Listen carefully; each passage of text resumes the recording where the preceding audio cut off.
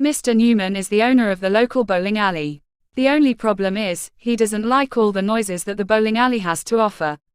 While he was sitting at his desk reading his favorite comic, the noise would come at him from outside. Pins being knocked over, children screaming in joy, strike screens, all of this was too much for Mr. Newman, and every night he would come home stressed, dreading the day ahead. Sometimes, he wished he didn't work for the bowling alley and worked for the local cafe instead, because cafes are much quieter. He would sit at his desk the next day with a pillow over his head, dreaming that he would quit this very bowling alley any minute. One day, a new spa opened up in town.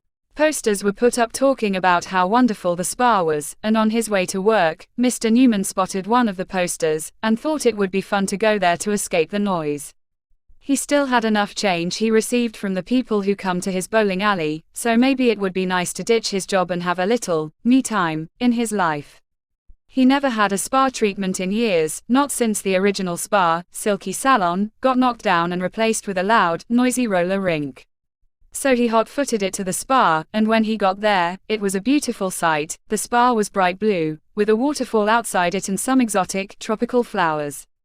Mr. Newman booked his spa appointment, and he was offered one straight away. He sat in a chair and had his nails trimmed. The spa lady looked so beautiful, that Mr. Newman wished he could ditch his recently divorced wife and marry her instead. The spa lady then treated Mr. Newman to a pedicure. "Oh, that's divine," he sighed. "Don't ask us, dear, it's just our job," said the lady. Next, he had a haircut, and it didn't hurt a bit, even when they used a big hairdrying machine on his head, and he was given a copy of his favorite magazine. He was even given a cup of tea.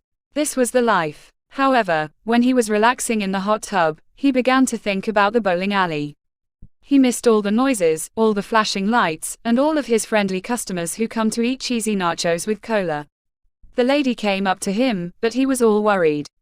"Enjoying your stay, love?" she said.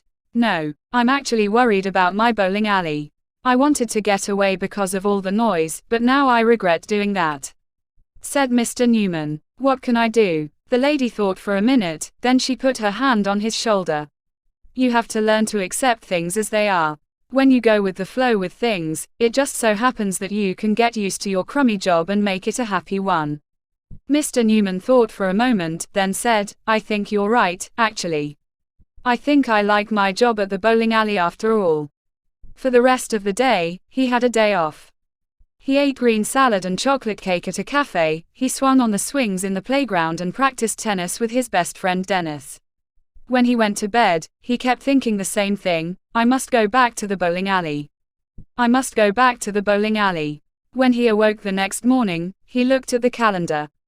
Today was his birthday. "Well, fancy that," he said, "a perfect time to come back to the bowling alley." He brushed his teeth, ate his breakfast, put on his clothes and dashed to the bowling alley. When he came to the front door, he heard chanting from inside. "Mr. Newman, Mr. Newman." It sounded like a large crowd was chanting his name. "I wonder what they're chanting my name for," he asked, and crept inside. When he got into the alley, he was greeted by a cheering crowd and lots of confetti and balloons falling from above. "Happy birthday, Mr. Newman," shouted the crowd as the spa lady from earlier wheeled in a huge, enormous bowling pin cake. "And we made you this cake, just to appreciate how much you love your job. Any words before you cut it?" Mr. Newman hemmed and hawed, struggling for woe.